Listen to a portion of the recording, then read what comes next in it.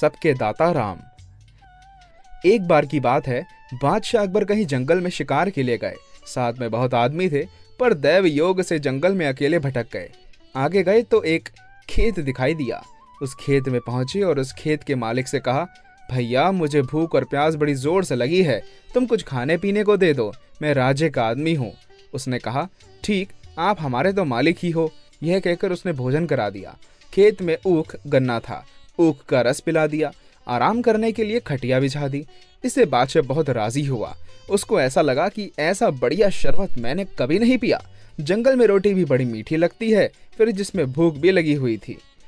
जब बादशाह वापस जाने लगा तो उस किसान से कहा, कभी तुम्हारे काम पड़ जाए तो दिल्ली में आ जाना, मेरा नाम अकबर है, किसी से मेरा नाम पूछ लेना। और फिर कहा, कलम दवात कागज ला, तुझे कुछ लिख दूं। खेत में ना कलम है, ना दवात है, ना कागज है। खेत में रहने वाला बेचारा पढ़ा लिखा तो था नहीं, फूटा हुआ मिट्टी का घड़ा था। वह सामने रख दिया और एक कोयला ले आया। बादशाह ने घड़े की ठिकरी के भीतर में लिख दिया। वह बेचारा पढ़ा लिखा था नहीं। अकबर ने कहा, मेरे से जब मिलने आओ तब इसको साथ लेकर आ जाना। उसने कहा, ठीक है। उसने उस लिखे हुए घड़े के टुकड़े को रख दिया। कई वर्षों तक पड़ा रहा। जब अकाल पड़ा और अनाज कुछ हुआ नहीं, तब बड़ी तंगी आ गई। अपने लिए अन्न और गायों भैंसों के लिए घास तक नहीं रहा, दोनों के लिए पानी नहीं रहा। तब स्त्री ने कहा, राज्य का एक आदमी आया था ना, उसने कहा था कि आवश्यकता पड़े तब दिल्ली आ जाना, उसके पास जाओ तो सही। स्त्री ने बार बार कहा तो ठिकरा लेकर वह वहां से चला। दिल्ली में पहुंचा तो लोगों से पूछा, अकबरिये का घर कौन सा है? अकबर का नाम सुनकर किसी ने बता दिया। खास महल के दरवाजे पर जाकर पूछने लगा, अकबरिये का घर यही है क्या? द्वारपालों ने डांट कर कहा, कैसे बोलता है, ढंग से बोला कर। वह तो अपनी भाषा में सीधा बोला और उसने ठिकरी दिखाकर कहा, जाकर कह दो एक आदमी आपसे मिलने आया है। द्वारपाल चकरा गया कि बादशाह ने स्वयं इस पर दस्तखत किए हैं। उसने जाकर कहा, महाराज एक ग्रामीण आदमी है, असभ्यता से बोलता है, बोलने का भी होश नहीं है, वह आपसे मिलना चाहता है। उसे बुलाया। बादशाह ऊंचे सिंहासन पर बैठा था। उसने देखकर कहा, ओ अकबरिये, तू तो बहुत ऊंचा बैठा है। बादशाह ने कहा, आओ भाई बैठो। उसे बिठाया और कहा, तू थोड़ी देर बैठ जा, मेरी नमाज का समय हो गया है, इसलिए मैं नमाज पढ़ लूं। अब किसान देखता है कि उसने कपड़ा बिछाया और वह उस पर उठता है बैठता है। अकबर ने जब नमाज पढ़ ली और आकर बैठा तो उस किसान ने पूछा, यह क्या कर रहे थे? बादशाह ने जवाब दिया, परवरदिगार की बंदगी कर रहा था। किसान ने कहा, मैं तो समझा नहीं। तो कहा, ईश्वर है ना, यानी उस परमात्मा की हाजिरी भर रहा था। कितनी बार करते हो? 5 बार। 5 बार उठते बैठते हो, क्यों? जिसने इतना दे रखा है उसकी हाजिरी भरता हूँ। मैं तो एक बार भी हाजिरी नहीं भरता हूँ, फिर भी सब दे रहा है और दे रहा है।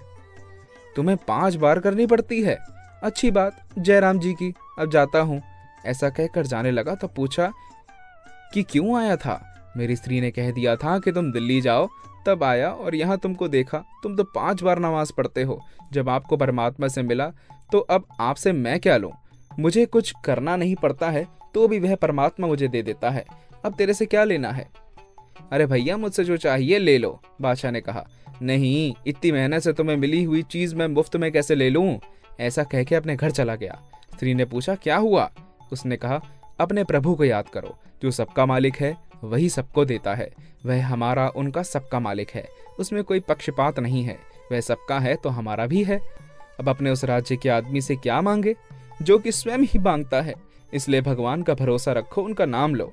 कई चोर मिलकर चोरी करने गए। बाहर उस किसान का घर था, उसके पास वे चोर छिपकर रहे। उस घर में वे दोनों पति पत्नी आपस में बात कर रहे थे। स्त्री पति से बोली, दिल्ली गए और कुछ लाए नहीं? तो उसने कहा, क्या लाएं, हमारे पास कुछ था ही नहीं, कुछ कमाते। इस पर पति ने उत्तर दिया, अब भगवान देंगे तभी लेंगे, भगवान पर ही हमने छोड़ दिया। भगवान पर छोड़ दिया तो कुछ काम धंधा तो करो। उसने कहा, काम धंधा किए बिना भी धन मिलता है, पर मैं लेता नहीं हूँ। ठाकुर जी की मर्जी होगी तो घर बैठ भेज देंगे। इस प्रकार स्त्री पुरुष आपस में बातचीत कर रहे थे। उसने अपनी स्त्री को धीरज बंधाते हुए कहा, अब वर्षा भी हो गई है, खेती करेंगे, सब काम ठीक हो जाएगा, कोई चिंता की बात नहीं है। मैं तो भगवान के भरोसे रहता हूँ, मैं लेता नहीं हूँ। भगवान के देने के बहुत तरीके हैं, चप्पड़ फाड़ कर देंगे। उसने कहा, सुन, आज की बात बताऊं।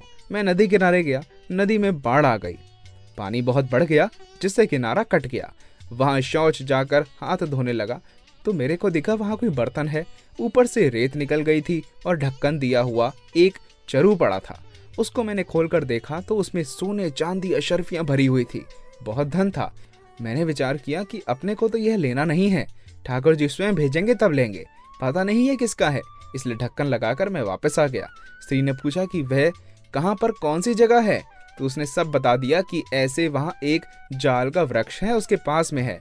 चोर इनकी बातों को सुन रहे थे। उन्होंने सोचा कि यह किसान तो पागल है, अपने तो वहीं चलो और कहीं चोरी करेंगे तो कहीं पकड़े जाएंगे, धन वहां मिल ही जाएगा। वे वहीं गए जहां किसान ने हाथ धोए थे।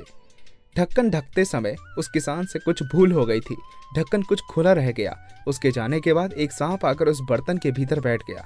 जो ही चोरों ने ढक्कन खोला कि सांप ने फुंकार मारी। उन्होंने जोर से ढक्कन बंद कर दिया। अब चोरों ने विचार किया कि उस किसान ने हमको देख लिया होगा, हमें मारने के लिए ही उसने यह सब बात कही थी।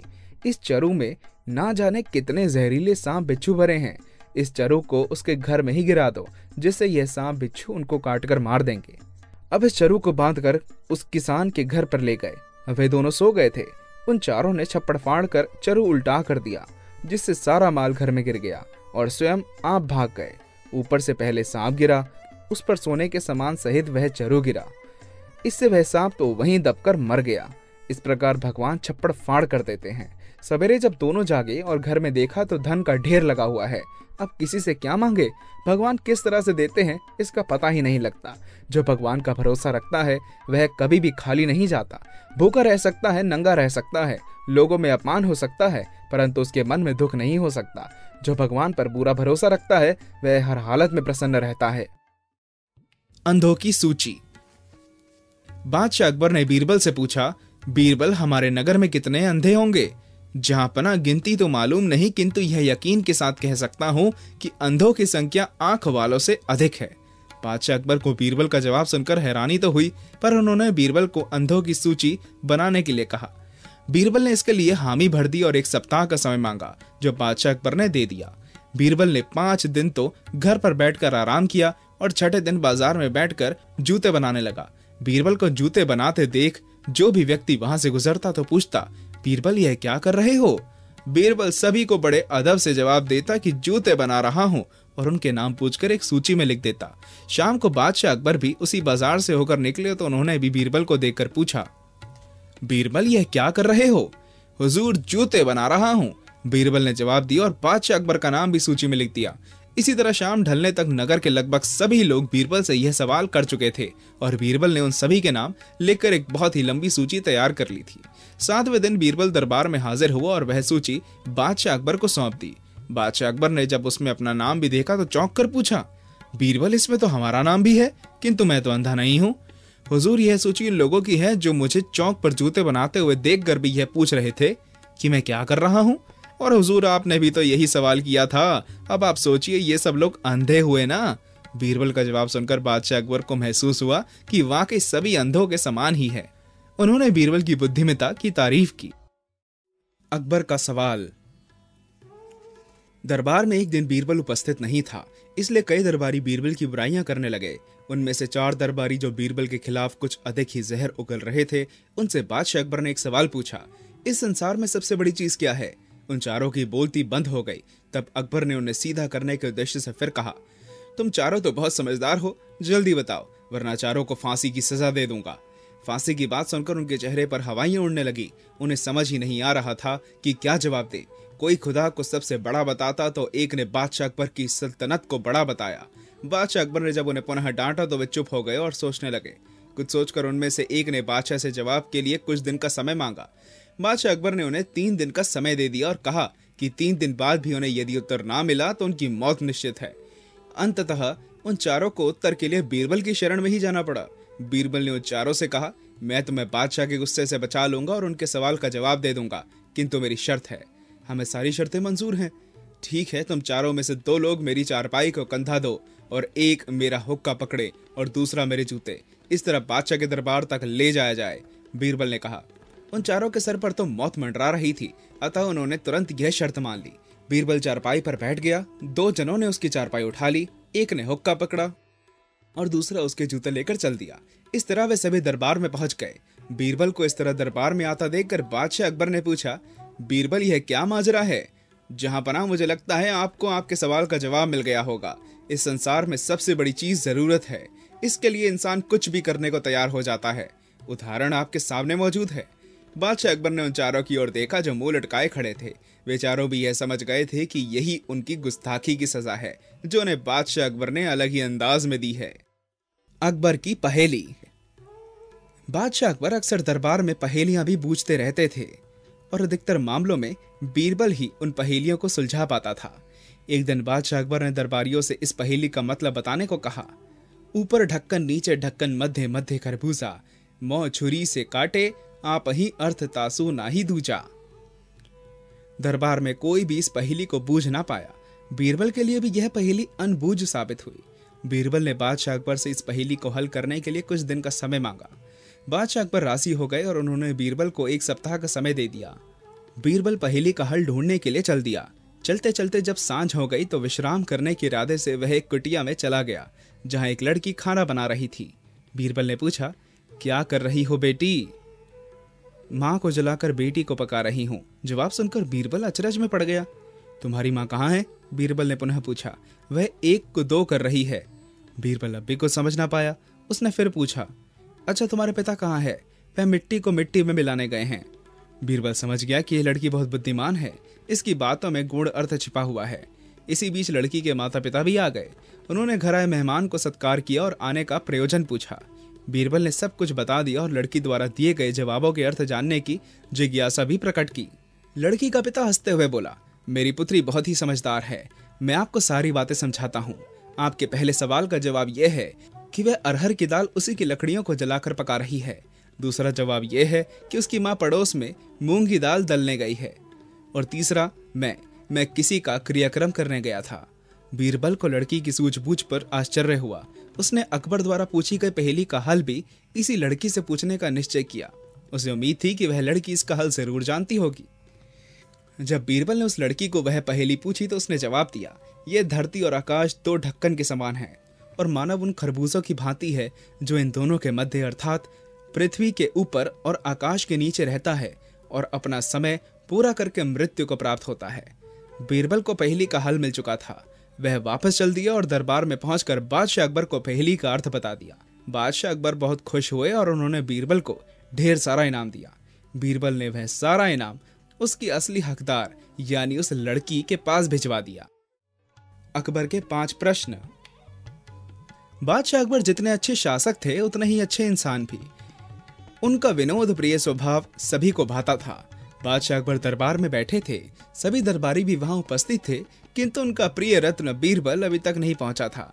आवश्यक दरबारी कार्यों पर चर्चा चल रही थी कि अचानक ना जाने अकबर को क्या सूझी कि उन्होंने कहा, क्या तुम में से कोई यह बता सकता है कि कौन सा फूल सबसे अच्छा होता है? कौन सा पत्ता सबसे अच्छा होता है? किसका दूध सबसे अच्छा होता है? मीठे में सबसे अच्छा क्या होता है? तथा सबसे अच्छा राजा कौन सा है? अकबर के इन सवालों के जवाब से सभी दरबारियों की राय अलग अलग थी, किंतु 5वें सवाल के जवाब में सभी दरबारियों ने बादशाह अकबर को ही सर्वश्रेष्ठ बताया। लेकिन बादशाह को संतुष्टि नहीं हो रही थी। उन्हें यकीन था कि इन सभी सवालों का सही उत्तर तो बीरबल ही दे सकता है। कुछ ही देर में बीरबल दरबार में उपस्थित हुआ और बादशाह को सलाम करके अपने स्थान पर बैठ गया। बादशाह अकबर ने उपरोक्त सवालों को बीरबल के सामने पुनः दोहराया। बादशाह सलामत, यह तो बहुत ही आसान सा सवाल है। बीरबल ने कहा, सबसे अच्छा फूल कपास का होता है क्योंकि उससे हमें तन ढकने को कपड़ा मिलता है। सबसे अच्छा पत्ता पान का होता है जिससे दुश्मनों को भी दोस्त बनाया जा सकता है। माँ का दूध सबसे अच्छा होता है, इसी से शिशु को पोषण मिलता है। मिठास सबसे अच्छी वाणी की है क्योंकि मीठा बोलने वाले की ही इस दुनिया में इज्जत होती है। और राजाओं में सबसे अच्छा इंद्र है जिसके आदेश से यह दुनिया चल रही है। बादशाह अकबर को अपने सवालों का जवाब मिल गया। वे बीरबल की बुद्धिमत्ता पर बहुत प्रसन्न हुए। अनोखा खेल। सर्दी का मौसम था। बादशाह अकबर महल के ऊपरी हिस्से में बैठे हुए सूरज की गर्मी ले रहे थे। बीरबल और दूसरे दरबारी विचार विमर्श कर रहे थे। यह महल यमुना किनारे था। सर्दी के दिनों में सुबह के वक्त पानी से भाप उठते देखकर बादशाह आश्चर्यचकित रह गए, क्योंकि भाप तो गर्मी पाकर उठती है, लेकिन सर्दी के मौसम में क्यों उठ रही है। उन्होंने अपनी समस्या कुछ इस तरह से रखी के ही कारण प्राप्त बफात है पानी। सभी ने अपने तर्कों से बादशाह अकबर को दलीलें दी, मगर वे संतुष्ट न हुए। उन्होंने बीरबल की तरफ आशा भरी दृष्टि से देखा। बीरबल ने तत्काल ही इस समस्या का हल इस प्रकार किया।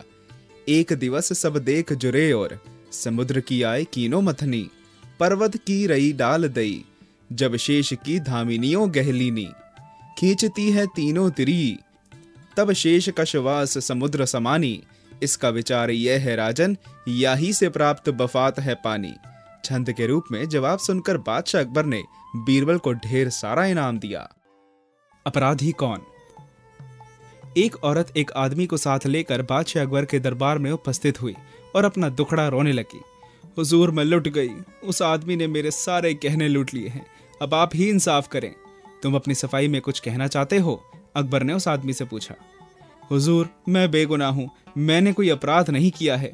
हुजूर, मैं एक परदेसी हूँ, आपसे मिलने की इच्छा रखता था। इस औरत ने आपसे मिलवाने का वादा किया और यहाँ लाकर मुझे ही फंसाने की कोशिश कर रही है।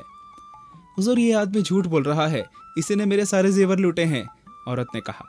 दोनों की बातें सुनने के बाद अकबर यह तय नहीं कर पाए कि फैसला किसके हक में दे। उन्होंने फैसले के लिए बीरबल को आगे कर दिया।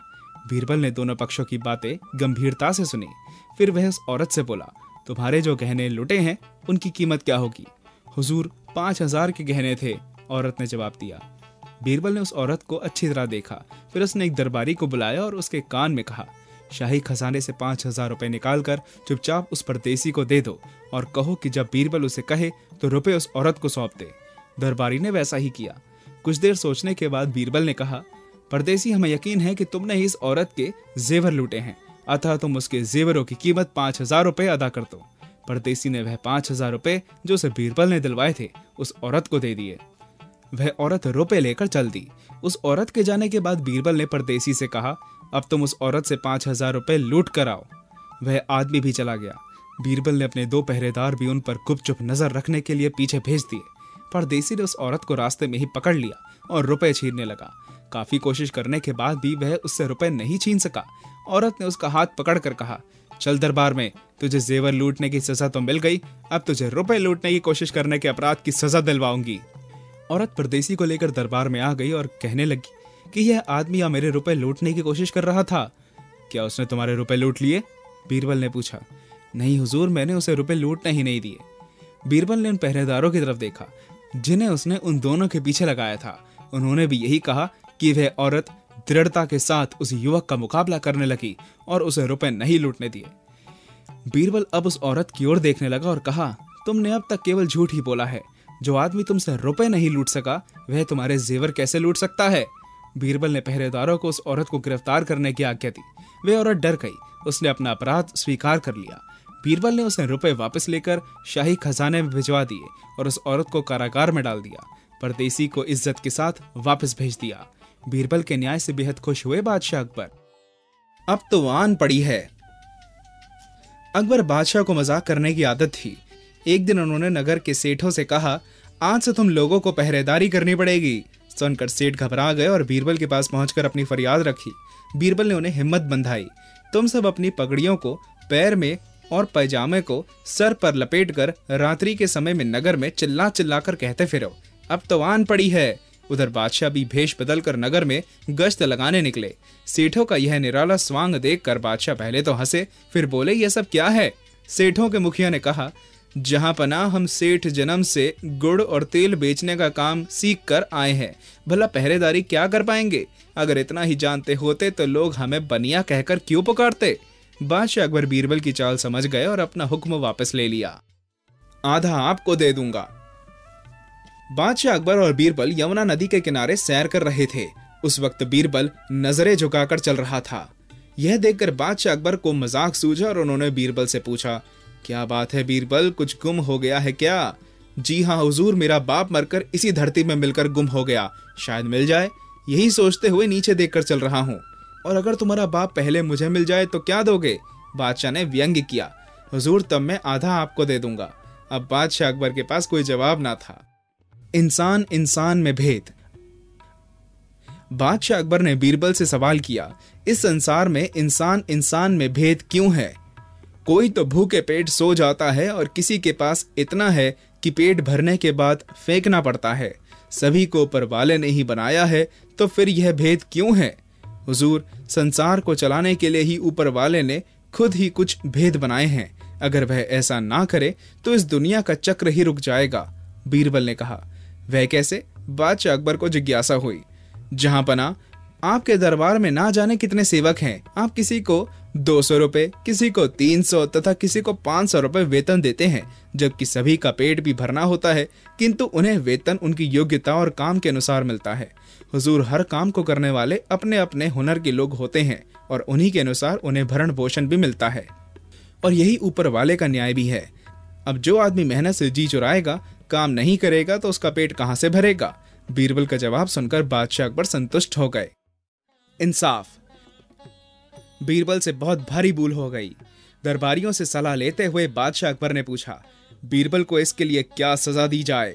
दरबारियों ने कुछ कहने से पहले बीरबल बोल उठा, हुजूर, आपने मुझसे वादा किया था कि कभी मुझसे गलती हुई तो अपनी सजा मैं ही तय करूंगा, इसलिए उनकी राय पर ना चलें। हाँ, हमें याद आ गया। बादशाह अकबर बोले, ठीक है, अपनी सजा खुद ही तय करो। बीरबल ने इंसाफ के लिए पंचों को चुना। इस चुनाव से बादशाह ही क्या, सारे दरबारियों को बड़ा आश्चर्य हुआ। वे सोचने लगे, पंच क्या इंसाफ करेंगे? उनके हिसाब से किसी महाजन को चुनना था। 5 गांव के 5 चौधरी आ गए। पंच पहले ही बीरबल से खार खाए बैठे थे। उन्हें लगा यह अच्छा मौका हाथ लगा है। एक पंच ने कहा, हुजूर, बीरबल का अपराध बहुत बड़ा है, अतः बीरबल की सारी जायदाद कुर्क कर लेनी चाहिए। दूसरे पंच को इतना बड़ा जुर्माना कबूल नहीं हुआ। उसने सोचा इससे तो बीरबल का घर बार सब तबाह हो जाएगा। उसने कुछ सोचा और आधी जायदाद कुर्क करने को कहा। इस प्रकार तीसरे फिर चौथे पंच ने जुर्माना 3 बीसी लगभग 60 रुपए का कर दिया। चौथे पंच का 5वें ने भी अनुमोदन किया और दोनों कुछ देर तक विचार विमर्श करते रहे और 2 बीसी का जुर्माना अदा करने को कहा। साथ ही उन्होंने बादशाह से फरियाद की कि जुर्माना बहुत अधिक है, इसलिए इसकी वसूली में सख्ती ना बरती जाए। यह फैसला करके वहां से कूच कर गए। बादशाह अकबर समझ गए कि क्यों बीरबल ने इन 5 को सजा दिलाने के लिए चुना था। बादशाह की नजरों में 2 बीसी का जुर्माना भला क्या अहमियत रखता है? उन्होंने बीरबल की तरफ सवालिया नजरों से देखा। बीरबल ने कहा, हुजूर, ये गरीबों के पंच थे। इन्हें पता था कि ये गरीब आदमी वर्ष भर में 1 बीसी भी नहीं बचा पाता, इसलिए उन्होंने अपनी तरफ से 2 बीसी की सजा को भी बहुत बड़ी सजा समझा। बीरबल की इस चतुराई पर अकबर बादशाह आश्चर्यचकित रह गए। ईमानदारी। बादशाह अकबर ने बीरबल से पूछा, बीरबल, क्या हमारी सारी प्रजा ईमानदार है? नहीं हुजूर, हर व्यक्ति में कहीं न कहीं थोड़ी सी बेईमानी भी होती है। बस कुछ ही लोग होते हैं जो ईमानदार होते हैं, किंतु उनकी गिनती इतनी कम होती है कि हमें यही कहना पड़ता है कि सभी बेईमान हैं। बादशाह अकबर को बीरबल की बात सुनकर हैरानी तो हुई, किंतु फिर भी उन्हें यकीन नहीं आया कि उनकी प्रजा उनके प्रति बेईमान है। उन्होंने बीरबल को यह बात सिद्ध करने को कहा। अगले दिन बीरबल ने बादशाह की ओर से फरमान जारी करवाया कि सामूहिक भोज हेतु बादशाह अकबर सारी प्रजा से 1-1 लोटा दूध दान में चाहते हैं। प्रजा आज शाम तक महल के बाहर रखे बड़े कड़ाह में दूध डाल दे। हर व्यक्ति यही सोचता रहा कि सभी तो दूध डाल रहे हैं, यदि वह 1 लोटा पानी डाल देगा तो क्या फर्क पड़ेगा। इस तरह सभी उसमें पानी डालते रहे। मात्र 2-4 लोगों ने ही उसमें दूध डाला। प्रातः अकबर और बीरबल ने जब कड़ाह को देखा तो उसमें निरा पानी था। उस पानी को देखकर साफ जाहिर था कि कुछ गिनती के लोगों ने ही दूध डाला है, बाकी सभी ने पानी। बीरबल की ओर देखकर मुस्कुराने लगे अकबर। उपकार। बादशाह अकबर ने दरबार में प्रस्ताव रखा कि 2 माह को 1 माह में बदल दिया जाए। दरबारियों से इस पर राय मांगी गई तो सभी ने बादशाह की चापलूसी करते हुए इस प्रस्ताव का समर्थन किया, किंतु बीरबल खामोश था। बीरबल, तुम चुप क्यों हो? बोलते क्यों नहीं? तुम्हारा क्या विचार है? बादशाह ने बीरबल से पूछा। हुजूर, आप बिल्कुल ठीक कह रहे हैं। आप तो इस दुनिया पर बहुत बड़ा उपकार करने जा रहे हैं, क्योंकि 2 माह को 1 माह कर देने से चांद की चांदनी भी हमें 15 दिन के बजाय 1 माह तक मिलेगी। बीरबल की बात सुनकर बादशाह अकबर सक पका गए। वे समझ गए कि प्रकृति के नियमों से छेड़छाड़ नहीं की जा सकती। उल्लू की भाषा। बादशाह अकबर शिकार से लौट रहे थे। हमेशा की तरह बीरबल भी उनके साथ था। लौटते समय अचानक बादशाह अकबर की नजर एक पेड़ पर पड़ी, जिस पर बैठे 2 उल्लू आपस में बहस कर रहे थे। वे दोनों उल्लू क्यों उड़ रहे थे या क्या बात कर रहे थे, यह जानना तो असंभव था। फिर भी बादशाह से रहा ना गया और बीरबल से बोले, यह दोनों उल्लू आपस में क्या बातें कर रहे होंगे? बादशाह का सवाल सुनकर बीरबल भी सोच में पड़ गया। कुछ देर सोचने के बाद जैसे कुछ याद आया, बोला, हुजूर, मुझे इनकी भाषा समझ में आ गई है, किंतु जो यह बोल रहे हैं वह सुनकर आप नाराज हो जाएंगे। हम नाराज नहीं होंगे। तुम बताओ, यह दोनों उल्लू क्या बोल रहे हैं? हुजूर, यह दोनों उल्लू विवाह की बात कर रहे हैं। एक उल्लू वर पक्ष का है और दूसरा वधु पक्ष का। इन दोनों की बातचीत दहेज पर आकर अटक गई है। वर पक्ष दहेज में 30 जंगल की मांग कर रहा है और वधु पक्ष फिलहाल 20 जंगल देने को तैयार है। कहता है 10 जंगल बाद में देगा, किंतु वर पक्ष यह दलील नहीं मान रहा। उनका कहना है जो अभी नहीं दे सकता वह बाद में कहां से देगा। हुजूर, इस बात पर वधु पक्ष ने अपनी सफाई में कहा कि हमारे बादशाह को शिकार खेलने का बहुत शौक है और वे शिकार के लिए जंगलों की बढ़ोतरी करते रहते हैं, भले ही इसके लिए उन्हें गांव उजाड़ने पड़ जाएं। कुछ गांव वे उजाड़ चुके हैं और यकीनन आगे भी उजाड़ेंगे। तब मैं तुम्हें शेष 10 जंगल दहेज में दे दूंगा। बादशाह अकबर समझ गए कि बीरबल ने उन पर व्यंग्य कसा है, क्योंकि बादशाह अकबर ने शिकार खेलने के लिए कई जंगलों का निर्माण गांव को उजाड़ कर किया था। इस घटना के बाद बादशाह अकबर का मन बदल गया और उन्होंने शिकार खेलना बहुत कम कर दिया और उजाड़े गए गांव को भी दोबारा बसा दिया। ऊपर क्या है? अकबर और बीरबल शाम के समय सैर कर रहे थे। तभी बादशाह अकबर ने बीरबल से पूछा, ऊपर क्या है? ऐसा बेतुका सवाल सुनकर बीरबल पहले तो चौंका, फिर सहज होकर बोला, हुजूर, ऊपर बूरा है। बादशाह अकबर हंस पड़े। उन्हें याद आ गया कि सुबह जब उन्होंने खीर खाई थी तो उसके ऊपर बूरा पड़ा हुआ था। एक आदमी 3 रूप। एक दिन दरबार में बादशाह अकबर ने बीरबल से कहा, कोई ऐसा आदमी दरबार में पेश करो जिसके 3 रूप हों। जी आलम पनाह, कल प्रातः आपके हुक्म की तामील हो जाएगी, बीरबल ने जवाब दिया। अगले दिन बीरबल दरबार में एक आदमी को लेकर आया और उसे एक प्याला शराब पिला दी। वह आदमी बोला, हुजूर, मुझे जाने दें, मुझे क्यों पकड़कर लाया गया है? हुजूर, यह इसका तोता रूप है। यह कहकर बीरबल ने उसे एक प्याला शराब और दी। पीकर वह आदमी बोला, हम दिल्ली के बादशाह हैं, तू कौन है जो गद्दी पर बैठा है? हुजूर, यह इसका शेर रूप है, बीरबल ने कहा और उसके बाद उसे एक प्याला शराब और पिलाई। इतनी शराब पीने के बाद वह आदमी ठीक से खड़ा भी नहीं रह सका और गिर पड़ा। तब बीरबल बोला, हुजूर, यह इस आदमी का गधा रूप है। बीरबल की बुद्धिमत्ता पर प्रसन्न हुए बादशाह अकबर। एकता का अभाव। यह घटना मुगल काल की है। अकबर ने एक बार अपने राज दरबार में सवाल किया कि इस दुनिया में भेड़ बकरियों, घोड़े गधों के समूह तो दिखाई देते हैं, लेकिन कुत्तों का समूह दिखाई नहीं देता। कोई दरबारी सवाल का ठीक से जवाब नहीं दे सका। अकबर ने अपने हाजिर जवाब मंत्री बीरबल से भी यही प्रश्न किया, परंतु बीरबल ने उत्तर के लिए रात भर की मोहलत मांगी। शाम के समय ही बीरबल ने एक सुरक्षित कमरे में भेड़ें, उनके लिए हरी घास और पानी रखवा दिया। एक अन्य कमरे में कुत्ते और उनकी खुराक रखवा दी। अगले दिन सुबह ही मंत्री बीरबल बादशाह अकबर को लेकर उन कमरों के पास पहुंचे। जब भेड़ों का कमरा खोला गया तब उन्होंने देखा कि भेड़ों का सारा चारा, घास, पानी खत्म हो गया था। वे एक दूसरे से लिपटी इकट्ठी मजे से सो रही थी। इसके बाद जब कुत्तों का कमरा खोला गया तब वहां बड़ा खौफनाक नजारा देखने को मिला। उनका खाना पानी पहले दिन की तरह ज्यों का त्यों रखा था और सब कुत्ते बुरी तरह घायल और लहूलुहान हो गए थे। एक कुत्ता ज्यों ही खाने की ओर बढ़ता, दूसरे कुत्ते उस पर गुर्राते और हमला कर देते। सारी रात कुत्तों में घमासान लड़ाई होती रही। सब भूखे प्यासे रहे, सब आपस में लड़ते रहे। बीरबल ने अकबर से कहा, संसार के सब पशु पक्षी आपस में मेल मिलाप से रह जाते हैं, परंतु कुत्ते कभी मिलकर नहीं रहते। इसी कारण कुत्तों का कभी समूह नहीं देखा जाता। न वे एक साथ मिलकर रह पाते हैं, न इकट्ठे होकर खा पी सकते हैं। इस कहानी से हमें यह शिक्षा मिलती है कि बुरे लोगों में हमेशा एकता का अभाव पाया जाता है, इसलिए उनकी तुलना कुत्तों से की जाती है। करुणा से खिलता है प्रेम। एक फूल को मैं प्रेम करता हूँ, इतना प्रेम करता हूँ कि मुझे डर लगता है कि कहीं सूरज की रोशनी में कुम्हला ना जाए। मुझे डर लगता है कि कहीं जोर की हवा आए तो इसकी पंखुड़ियां गिर ना जाए। मुझे डर लगता है कि कोई जानवर आकर इसे चर ना जाए। मुझे डर लगता है कि पड़ोसी के बच्चे इसको उखाड़ ना लें। अतः मैं फूलों के पौधे को मैं गमले के तिजोरी में बंद करके ताला लगा देता हूँ। प्रेम तो मेरा बहुत है, लेकिन करुणा मेरे पास नहीं है। मैंने पौधे को बचाने के सब प्रयास किए, धूप से बचा लिया, हवा से, जानवरों से, मजबूत तिजोरी खरीदी, ताला लगाकर पौधे को बंद कर दिया, लेकिन अब यह पौधा मर जाएगा। मेरा प्रेम इसे बचा नहीं सकेगा। हो सकता था बाहर हवाएं थोड़ी देर लगती और हो सकता था इतनी जल्दी ना भी आते तथा सूरज की किरणें फूल को इतनी जल्दी मुरझा ना देती, लेकिन तिजोरी में बंद पौधा जल्दी ही मर जाएगा। मेरा प्रेम तो पूरा था, लेकिन करुणा जरा भी ना थी। जगत में प्रेम भी रहा है, दया भी रही है, लेकिन करुणा नहीं। करुणा का अनुभव ही नहीं रहा है। करुणा का अनुभव आए तो हम जीवन को बदलेंगे, और करुणा से अगर दया निकले तो वह दया नकारात्मक ना रह जाएगी।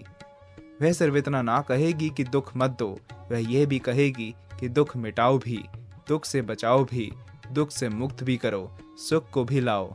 करुणा से प्रेम निकले तो प्रेम मुक्तिदायी हो जाएगा, बंधनकारी नहीं रह जाएगा। सद्गुरु का प्रेम ऐसा ही है। इन वासंतिक क्षणों में करुणा की महक बह रही है। यह महक है सद्गुरु की करुणा की। शिष्य वत्सल गुरुवर का प्रेम करुणा से आपूरित है। वह हमारी सामान्य मानवीय दोष दुर्बलताओं से मुक्त है। प्रेम की संपूर्ण उर्वरता इसमें मौजूद है। इसमें संघर्ष है तो सृजन भी है। प्रगति व विकास के बहुमुखी छोर इसमें है।